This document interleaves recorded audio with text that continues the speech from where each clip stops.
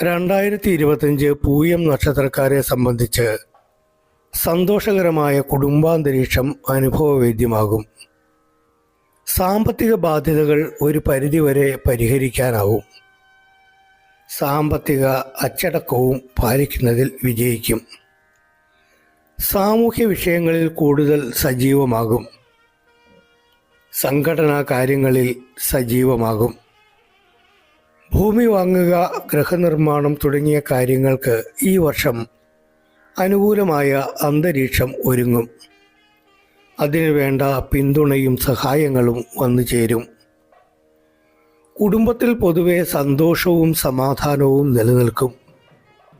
വർഷത്തിൻ്റെ തുടക്കത്തിൽ ഏത് കാര്യത്തിനും തടസ്സവും കാലതാമസവും നേരിടുമെങ്കിലും ക്രമേണ കാര്യവിജയവും ഉദ്ദിഷ്ട കാര്യലബ്ധിയും ഉണ്ടാകും.